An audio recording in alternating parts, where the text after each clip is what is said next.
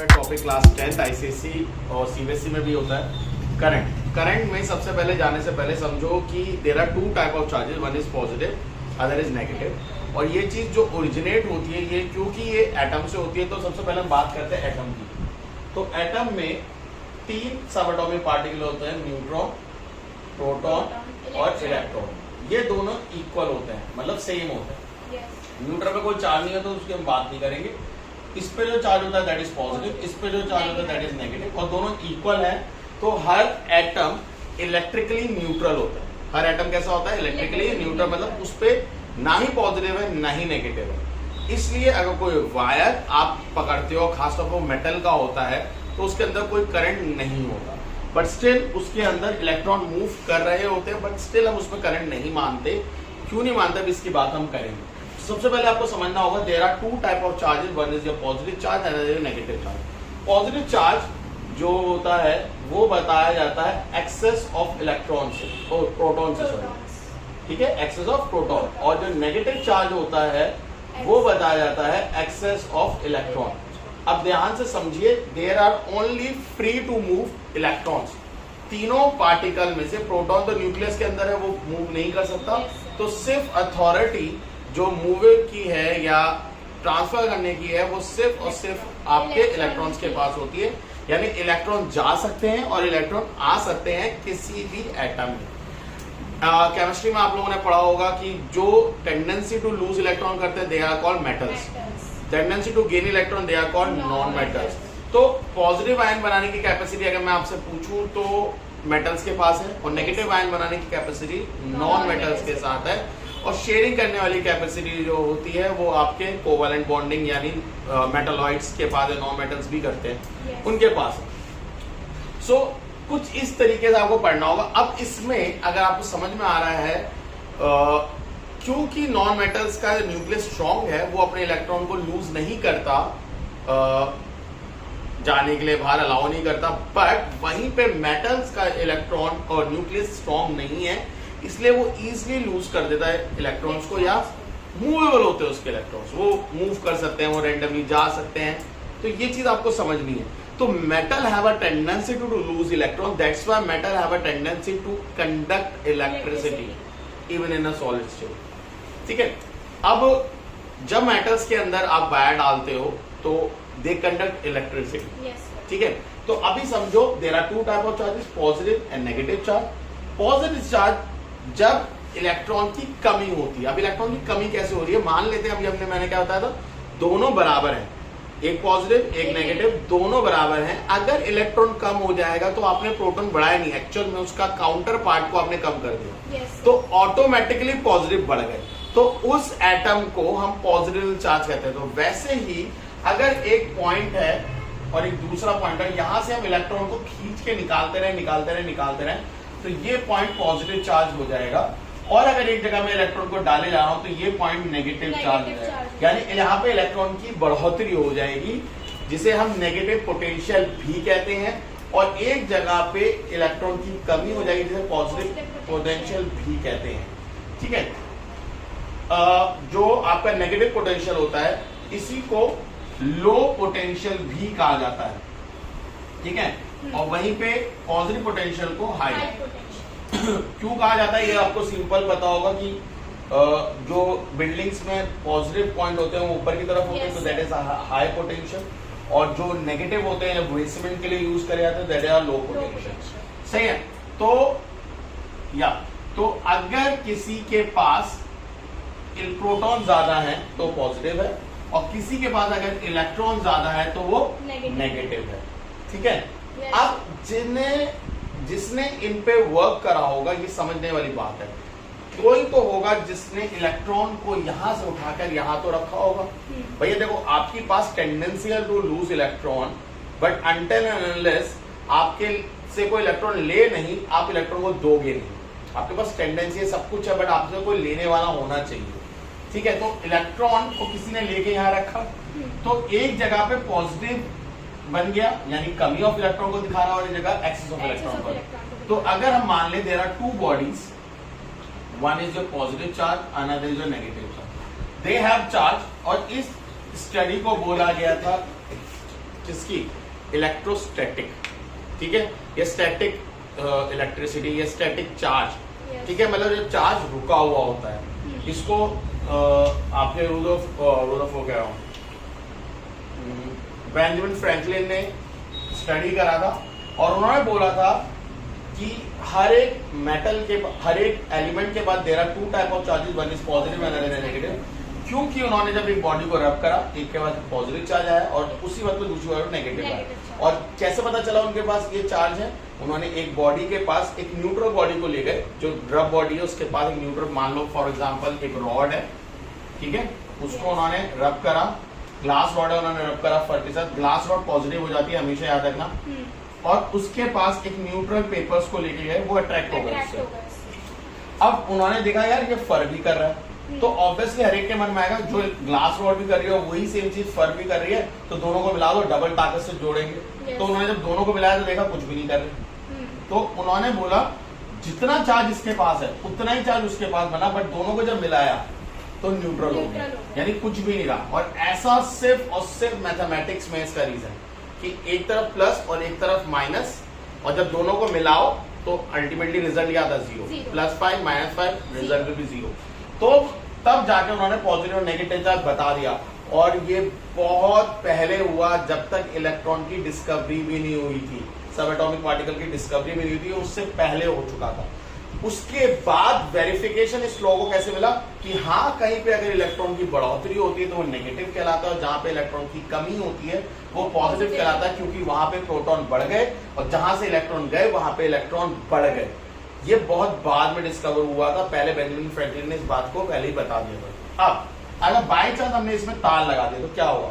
अब किसी भी तरीके से, अब समझो आपने नेगेटिव यहाँ इकट्ठा कर दिया, पॉजिटिव यहाँ इकट्ठा कर दिया, तो क्या होगा? यहाँ से इलेक्ट्रॉन भागेंगे, ठीक है। अब ध्यान से देखो, इलेक्ट्रॉन कहां से कहां जा रहे हैं? Negative potential to positive potential. कहां जा रहे हैं? नेगेटिव पोटेंशियल टू पॉजिटिव या low potential to high potential. कौन? इलेक्ट्रॉन। ये चीज आपके फिजिक्स के नियम से उल्टी है, क्योंकि फिजिक्स में हम लोग ने क्या पढ़ा है? फिजिक्स में हमने एक चीज पढ़ी है कि हर चीज जो फ्लो करती है वो high potential to low potential, और ये एकमात्र चीज ऐसी है जहाँ पे इलेक्ट्रॉन एक्चुअली फ्लो कर रहे हैं, बट कहाँ से कहाँ फ्लो कर रहे हैं? Low potential to high potential flow कर रहे हैं। तो उन्होंने बोला भैया यहाँ पे ऐसा एक चीज होगी जो कि इलेक्ट्रॉन का अपोजिट फ्लो करेगी, जिसे हम क्या बोलेंगे? करंट। जिसे क्या बोलेंगे? करंट। अब देखो, जो फ्लो कर रहा है दैट इज चार्ज, और चार्ज फ्लो करता है किसकी फॉर्म में? इलेक्ट्रॉन्स की फॉर्म में। तो अगर मैं बोलूं चार्ज फ्लो करता है n इंटू ई, n इंटू ई क्यों आया बता रहा हूं। n क्या है? Number of electrons. e क्या है? एक इलेक्ट्रॉन। मैं अगर आपको कहूं कि मैं आपको एक बिस्किट का पैकेट दे रहा हूं और जिसका कॉस्ट 4 रुपए है, 2 दिए तो 8 रुपए देने होंगे आपको, 3 दिए तो 12 रुपए देने होंगे, 10 रुपए नहीं दे सकते आप लोग। आप मुझे 4 दोगे, 8 दोगे, 12 दोगे, 16 दोगे, 20, मतलब जितने बिस्किट वाले दूंगा इसके मल्टीपल, 4 के मल्टीपल्स में ही दोगे। आप मुझे 10 नहीं दे सकते, आप मुझे 15 रुपए नहीं दे सकते, आप मुझे 18 रुपए नहीं दे सकते, बीच के नहीं दे सकते। क्यों? क्योंकि जो मैं आपको चीज दे रहा हूँ वो 4 के मल्टीपल्स में है। वैसे ही इलेक्ट्रॉन का चार्ज है, और n क्या बता रहा है? Number of electrons. मान लो अगर आपने सिर्फ एक ही इलेक्ट्रॉन दिया है, मतलब यहाँ से यहाँ एक ही इलेक्ट्रॉन हुआ, तो Q की वैल्यू क्या जाएगी? 1 इंटू 1.6 × 10⁻⁹ कूलाम। तो चार्ज किसमें नपता है? कूलाम में नपता है। किसमें नपता है? कूलाम में। अगर आप 12th में पढ़ोगे तो किसी साइंटिस्ट ने जो लॉ दिया था दो चार्ज के बीच में, उसे क्या बोला जाता है? कूलाम्स लॉ, कि पॉजिटिव नेगेटिव अट्रैक्ट करते हैं, नेगेटिव पॉजिटिव अट्रैक्ट करते हैं, और उसके बीच में कितनी फोर्स लगती है, उसी फोर्स का जो फॉर्मूला है वो किन्होंने दिया था? कूलाम्स। वो ये होता है 1/4πε0 Q1 Q2, यानी दोनों चार्ज डिवाइड बाय डिस्टेंस, क्योंकि ये इनवर्स स्क्वायर लॉ को फॉलो करता है। तो ये अब यहाँ पे क्या है? जब 1 कूलम चार्ज फ्लो करा, अब ये 2 कर दो तो 2 करा, 3 कर दो तो 3 करेगा, 4 कर दो तो 4 करेगा। भाई जितने कराने कराते चले जाओ। तो ये क्या है? ये चार्ज ऑफ इलेक्ट्रॉन है, बट किसमें फ्लो होगा? नंबर ऑफ इलेक्ट्रॉन्स के मल्टीपल्स में। आप ऐसा नहीं कर सकते कि 3 कूलम चार्ज फ्लो करा दिया, जैसे 1.6 है इंटू 2 करोगे तो 3.2 होगा, but 2.2 into 10⁻⁹ coulomb charge flow नहीं कर सकता। 1.5 इलेक्ट्रॉन थोड़ी निकला होगा, एक निकला होगा या 2 निकले होंगे। 2 निकले होंगे तो 1.6 into 2 करोगे तो कितना होगा 3.2। समझ में आ रहा है बात है नहीं है? तो इसको मल्टीपल में होना पड़ेगा। और इसी चीज को अगर आप और डिटेल में पढ़ना चाहते हैं, इसको बोलते हैं क्वांटाइजेशन ऑफ चार्ज। क्या बोलते हैं इसे? क्वांटाइजेशन। मतलब charge should be transfer from one body to another body in the multiple of charge of electron. E क्या है? Charge of electron. और एन क्या है? Number of multiple. कौन सा मल्टीपल? Integral multiple. इंटीजर होना चाहिए, फ्रैक्शन नहीं होना चाहिए। हाँ। 1.5 नहीं हो सकते, 2.5 नहीं हो सकते, -1.5 नहीं हो सकते। It should be. ठीक है। अब इतनी बात सबको समझ में आई? Yes sir. ये क्या है? Transfer of electrons. ये क्या है? Transfer of electron. But current तो ये नहीं होता। करंट क्या होता है? करंट होता है the rate of flow of charge. क्या होता है? The rate of flow of charge. The rate, जब भी द रेट वर्ड इंट्रोड्यूस होगा आप समझ जाना per unit time. Yes. The rate का मतलब क्या होता है? Per unit time. अगर मैं मतलब बोलूं रेट का मतलब होता है 1/टाइम पीरियड। तो जब मैंने बोला द रेट, तो इसको कैसे बोलते हैं? देखो, the rate of flow of charge, ये बोला है ना मैंने। Yes, इसको sir. करंट बोलते हैं। तो फ्लो ऑफ चार्ज को क्यू बताया। ऑफ का मतलब मल्टीप्लाई, द रेट का मतलब 1/टाइम मल्टीप्लाई कर दो Q/T है, जो कि करंट होता है। Current is defined as the rate of flow of charge. तो कि जितना भी चार्ज फ्लो करेगा कुछ टाइम में, उसको क्या बोलेंगे? करंट। अब ध्यान से सुनो, एक वायर में, नॉर्मल वायर में जो आपके घर के आसपास पड़ा हो, घर के में पड़ा हो, उसमें इलेक्ट्रॉन फ्लो कर रहे हैं या नहीं कर रहे हैं? बताओ। कर रहे हैं। अगर मैं एक ऐसी नॉर्मल तार दे दूं, जैसे सामने आपके पड़ा है, ये तार में इलेक्ट्रॉन फ्लो कर रहे होंगे? Yes sir. करंट क्यों नहीं लगता? फट छूते क्योंकि सर इसमें पॉजिटिव और इलेक्ट्रॉन जो है दोनों की दोनों सेम रेशियो में है ना। सर, देखो, neutral पॉजिटिव होता तो कहीं फ्लो नहीं करता, ये चीज समझ है। जाओ। हाँ। आप एक चीज समझो, इस वक्त इलेक्ट्रॉन्स के पास वेलोसिटी होती है। अगर वो मेटल है तो उसके पास फ्री इलेक्ट्रॉन्स होंगे, पर उस वायर में कूद नहीं रहे होंगे। फ्री इलेक्ट्रॉन्स जो है उनको बोलते हैं थर्मल वेलोसिटी। कौन सी वेलोसिटी बोलते हैं? Thermal velocity. वो फ्लो कर रहे हैं, बट जितने लेफ्ट टू राइट फ्लो कर रहे हैं उतने राइट टू लेफ्ट फ्लो कर रहे हैं, तो नेट चार्ज फ्लो कितना हो जाता है? 0। वायर में अगर नेट फ्लो ऑफ चार्ज 0 है तो कोई भी करंट नहीं चल होता। तो आपसे पूछा जा सकता है कि वायर में क्या इलेक्ट्रॉन फ्लो कर रहे हैं? ऑब्वियस, सिर्फ एक कंडीशन है जब वायर में इलेक्ट्रॉन फ्लो नहीं करते, जब आप एब्सोल्यूट टेम्परेचर पे जाते हैं, यानी 0 केल्विन, वहां पे मोबिलिटी 0 हो जाती है। अगर मोबिलिटी 0 हो गई तो उस पॉइंट पर चार्ज फ्लो नहीं करते।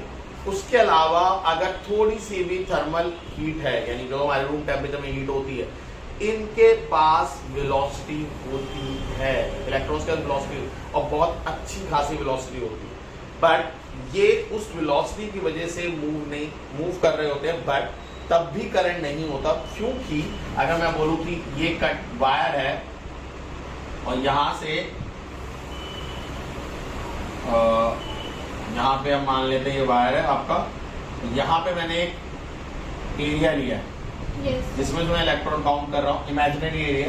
तो मैं कह रहा हूँ जितने लेफ्ट टू राइट इलेक्ट्रॉन जा रहे हैं उतने ही राइट टू लेफ्ट इलेक्ट्रॉन जा रहे हैं। तो मैं अगर the rate of flow of charge की बात करूँ तो the rate of flow of charge, और फ्लो ऑफ चार्ज आगे चल के आप पढ़ोगे the net flow of charge होता है। तो नेट फ्लो ऑफ चार्ज तो मेरे लिए भी 0 है। भाई मैं कहूँ कितने लोग कितने इलेक्ट्रॉन लेफ्ट टू राइट है? 10। कितने राइट टू लेफ्ट है? 10। तो नेट फ्लो तो मेरे लिए 0 है। तो अगर करंट इधर की तरफ बन रहा हो तो करंट उधर की तरफ बन रहा हो, दोनों करंट आप दूसरे को क्या कैंसिल, इसलिए आपको वायर पकड़ के करंट नहीं लगता। तो आपको क्या करना है, आप सब इलेक्ट्रॉन का कान पकड़ के करके चल इधर चल, आपको एक रास्ता दिखाना है, चल इधर चल। और उस रास्ते को कहते हैं पोटेंशियल डिफरेंस। जैसे अगर मैं एक पानी को लेके कांच पे ऐसे फेंक दूं तो चारों दिशा में बढ़ता है, उसके पास कोई फ्लो नहीं होता, ठीक है। बट नदी, अगर आप वही सेम नदी बट एक ही डायरेक्शन में बहती है, क्योंकि वो एक हाईएस्ट पॉइंट से आ रही है और एक लोएस्ट पॉइंट की तरफ जा रही है, तो उसे एक डायरेक्शन मिल जाता है और वो उसी डायरेक्शन में बहती रहती है। वैसे ही current is also the flow, it should flow from high potential to low potential, and this potential is created or defined as the potential difference. So whenever there is a potential difference in the wire, there will be a flow of current. अगर potential difference नहीं होगा, हाँ नहीं obviously flow of charge होगा तो current होगा, simple. ये पूरी स्टोरी यही है, ठीक है। तो ये समझो कि अगर करंट का फ्लो है इसका मतलब चार्ज भी फ्लो कर रहा है, और अगर चार्ज का फ्लो है तो ऑब्वियसली करंट का फ्लो है, बट नेट चार्ज। यस। अब ये मत बोलो चार्ज है तो चार्ज का फ्लो है तो चलो करंट भी है, नहीं। चार्ज का फ्लो कितना है, नेट फ्लो कितना है, ये आपको जानना है, ठीक है। तो इतनी बात समझ में आई, पहले बताऊँ सारे। Yes sir. तो करंट का फॉर्मूला ये है, इसको यहाँ डाल दो तो करंट का एक और नया फॉर्मूला मिल जाएगा तुम्हें, एन अपॉन टी, ठीक है। अब एक चुच्चू सा क्वेश्चन आता है इसके बेसिस पे कि how many electron can be flow to make 1 coulomb of charge. 1 coulomb अगर चार्ज बनाना है तो कितने इलेक्ट्रॉन को फ्लो करना पड़ेगा, तो कुछ मत करो, चार्ज कितना होगा 1 कूलम। ई आपको पता है 1.6 n निकालो। तो Q का फॉर्मूला क्या है, Q equals to N E, तो ये कितना हो जाएगा 1 कूलम, n निकालना है 1.6 × 10⁻19। अब देखो मैं इसे नीचे ला रहा हूँ तो 1 अपॉन 1.6 × 10⁻19 कूलम होगा या नहीं होगा बताओ। अभी जब -19 नीचे आया मैं इसे ऊपर डायरेक्ट भेज दूं, है जी। और ये पॉइंट हटाओ तो ये कितना हो जाएगा, 19 में एक और प्लस हो जाएगा ना, इंटू 20। अब देखो 20 को मैं कैसे लिख रहा हूँ, 100 यहाँ लिख रहा हूँ, 100 यहाँ लिख रहा हूँ, बता दूंगा क्यों लिख रहा हूँ। अब कितने लिए, 20 था ना, 20 में से 4 ले लिए, कितने रह गए 16। क्लियर है, बताओ। इतनी मैथ समझ में आई है नहीं आई, छोटी सी मैथ से भाई। 19 नीचे आया था, 19 ऊपर चला गया, पॉजिटिव हो गया, यहाँ पॉइंट हटाया तो वो 20 हो गया था, 20 में से 4 जीरो मैंने अलग हटा दी तो 16 बचे, ठीक है। 4 4 जा 16, 25 बचा, 4 4 जा 16, 25 बचा, है ना। बोलो, अरे 4 इंटू 25 करोगे 4 बचेगा, 4 से यहाँ करोगे तो 25 जा 625 अपॉन और इंटू 10⁻16 इंटू n। अब ध्यान से सुन लो, ये एक करेक्ट फॉर्मेशन नहीं होगी, ठीक है। 625 ऐसा नहीं ले सकते, तो हाँ पॉइंट 6.25 इंटू 10⁻, बताओ 18। अगर पॉइंट इधर आ रहा है तो आपके वैल्यूज बढ़ती है, अगर पॉजिटिव पावर है तो, नेगेटिव पावर है तो वैल्यू घटती है। क्यों, रीजन समझ लो। 625 को आपने ऐसे लिया 100 इंटू 100, समझ में आ रहा है। ये 0 ने, ये अपॉन के 100 ने तो पॉइंट लगवा दिया। ये जो वैल्यू होती है, this should be value is between 1 to 10, ठीक है, ऑर्डर ऑफ मैग्नीट्यूड पे। और ये पावर इसके साथ ऐड हो गई तो कितना हो गया 50। तो हम इसका शॉर्टकट याद रखते हैं कि अगर मुझे पॉजिटिव पावर चाहिए तो पॉइंट इधर लाना है, पॉइंट कहाँ है अभी 6.25 के बाद में, यहाँ है पॉइंट को लेफ्ट लाना है तो पावर बढ़ा दो, नेगेटिव पावर है तो पावर बढ़ाओगे तो घटेगी, पॉजिटिव पावर है तो बढ़ेगी, सिंपल, ठीक है। तो कितने इलेक्ट्रॉन फ्लो करेंगे, 6.25 into 10⁻18 electron should be flow या confined to form 1 coulomb of charge. कोई doubt? Okay, after that question आता है डिफाइन 1 एम्पियर। अब यहां से सुन लो 1 एम्पियर क्या होगा, 1 एम्पियर इज ऐसा यूनिट ऑफ करंट, ठीक है। जैसे कूलम किसकी ऐसा यूनिट है, चार्ज की, टाइम की बताओगे सेकंड, तो ये क्या हो जाएगा 1 कूलम अपॉन 1 सेकंड। तो क्या है, अभी हमने करंट की डेफिनेशन बोली the rate of flow of charge, यानी अगर मैं इसको थोड़ा खोल के बोलूं कि जब इलेक्ट्रॉन फ्लो करते हैं या चार्ज फ्लो करता है from positive potential to negative potential एक टी टाइम में, तो 1 एम्पियर करंट बनता है। यही बोल रहा था ना, करंट कब बनता है, जब चार्ज फ्लो करते हैं एक पॉइंट से दूसरे पॉइंट में कुछ टी टाइम में।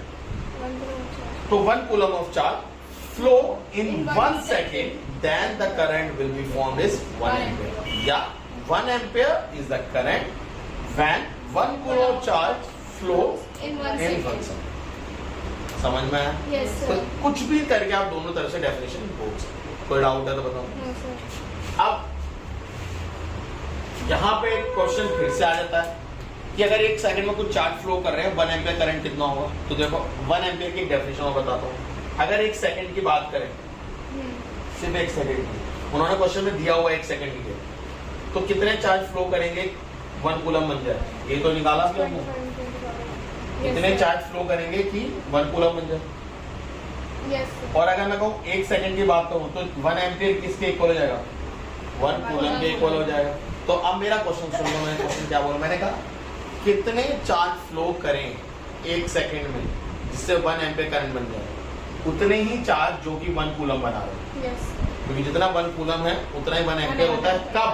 जब 1 सेकंड होता है। मैंने तो ऑलरेडी क्वेश्चन में आपको बोला था 1 सेकंड। तो एक्चुअल में इसका आंसर आप डायरेक्ट लिख सकते हो 6.25 into 10 to the power 18 electron should be flow to form 1 ampere current in 1 second. इतने इलेक्ट्रॉन फ्लो करेंगे तब जाके 1 कूलम चार्ज बनेगा। अगर 1 सेकंड में इतने इलेक्ट्रॉन फ्लो करेंगे तो, और उसी को हम क्या बोलते हैं? 1 एम्पियर करंट। अब आपको निकालना है, कोई दिक्कत नहीं, यहाँ 1 डालो, यहाँ भी 1 है, ये 1.6 है, तो डिवाइड वही, प्रोसेस वही है। 1 divide by 1.6 10 to the power -19 ही आएगा, प्रोसेस वही। क्लियर है या नहीं? आगे जो टॉपिक है that is potential and potential difference. अब पोटेंशियल क्या होता है? पोटेंशियल वर्ड का मतलब होता है काम करने की क्षमता, मतलब काम हुआ नहीं है बट उसके पास वो पोटेंशियल है कि वो उतना काम कर दे। ठीक है, कभी कभार क्रिकेट कमेंट्री में आप लोग सुनते होंगे तो वहाँ पे वर्ड बोलता है this guy has a very much potential. जैसे विराट कोहली जब नया नया आया था तब बोलते थे कि इसके पास ये पोटेंशियल है कि तेंदुलकर के रिकॉर्ड को तोड़ सके। तब तोड़ा नहीं था बट उसके बाद वो पोटेंशियल था। वैसे ही पोटेंशियल वर्ड यूज होता है, जैसे मान लो 1 पॉइंट का पोटेंशियल निकालते हैं A, तो देखो इसको डिस्क्राइब करने के लिए हम बोलते हैं कि डेफिनेशन ऐसी कहती है कि the work done to bring a unit positive charge from infinite to a given point. ये डेफिनेशन होती है। बट इस डेफिनेशन को कैसे समझेंगे? समझो कि work done to bring a unit positive charge, why it is called unit positive charge. इसका रीजन मैं बताता हूँ।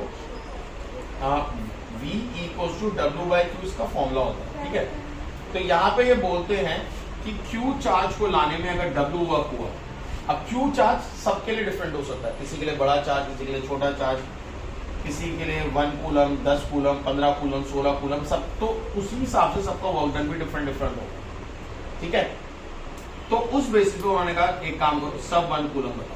मतलब मान लेते हैं कि सबने बोला भाई मैं 1 किलो आलू 25 रुपए का लाया, 2 किलो आलू 25 रुपए का लाया, कोई कह रहा है 3 किलो आलू 17 रुपए का लाया, कोई कह रहा है 25। तो आप नहीं बताते कौन महंगा लाया कौन सस्ता लाया जब तक आप सबका 1 किलो आलू ना निकालो।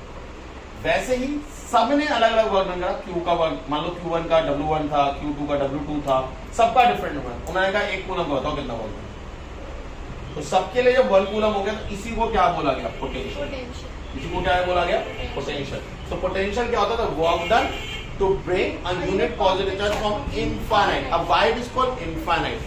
बिकॉज क्योंकि अगर हम एक पॉइंट से दूसरे पॉइंट तक लाने की बात करेंगे तो हर एक के लिए पॉइंट डिफरेंट डिफरेंट होगा। तो उन्होंने बोला एक स्टैंडर्ड लेते हैं, हम इनफाइनाइट से लाते हैं। ऑब्वियसली कोई इनफाइनाइट तो है नहीं, बट क्यों मानते हैं? अब यहाँ पे इमेजिन करो, यहाँ पे बहुत बड़ा सोर्स चार्ज होता है, तो इस सोर्स चार्ज की खींचने की क्षमता या रिपेल करने की क्षमता कहां तक होती है? इनफाइनाइट तक होती है। इसलिए हम इस चार्ज को जो ए पे लाने वाले हैं उसको भी कहां से लाते हैं? इनफाइनाइट। तो अगर मैं बोलता हूं अर्थ कहां तक अपनी ग्रेविटेशनल फील्ड लगाता है, ऐसे तो अर्थ के एटमॉस्फेयर तक ही है, बट अगर मैं बोलूं नहीं कहां तक वो खींचना चाहता है तो इनफाइनाइट तक। ऐसे ही एक चार्ज दूसरे चार्ज पे फोर्स कहां तक लाता है? अब देखो पॉजिटिव पॉजिटिव तो रिपल्शन मारेगा, पॉजिटिव नेगेटिव तो अट्रैक्शन मारेगा, बट कहां तक मारेगा?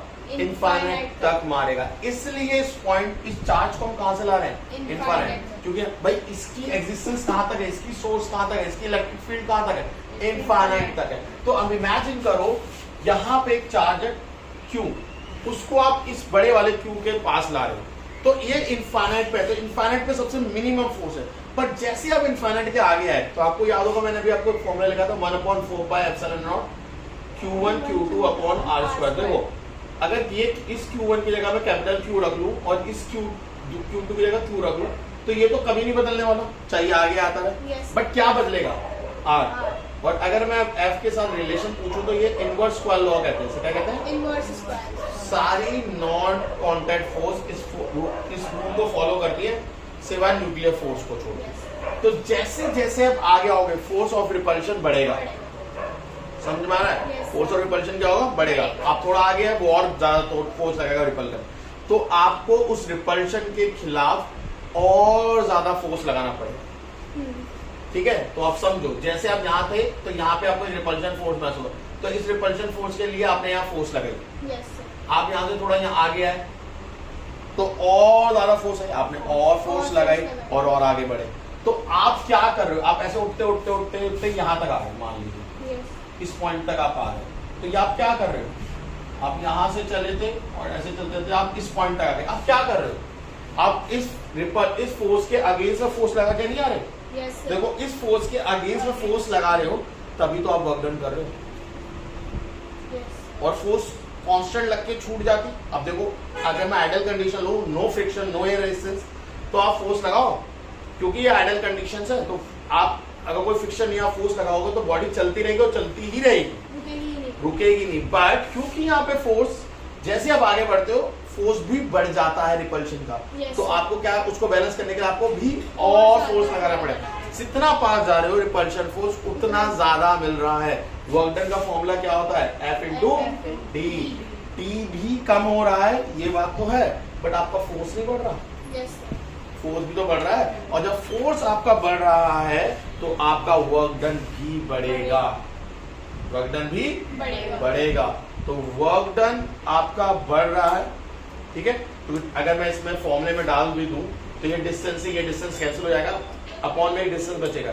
ये डिस्टेंस वर्क डन के साथ कैसा होगा, इनवर्सली प्रोपोर्शनल। मतलब जैसे जैसे डिस्टेंस बढ़ेगा आपका वर्क डन बढ़ेगा, और वही वर्क डन इसके अंदर स्टोर होता है in the form of potential. अगर मैं इसको अभी जो आपने डेफिनेशन बोली, अगर यहाँ 1 कूलम के लिए करते हो तो रीजन है, बट अगर Q की वैल्यू 1 कूलम कर दो तो V equals to directly numerically equals to W हो जाता है।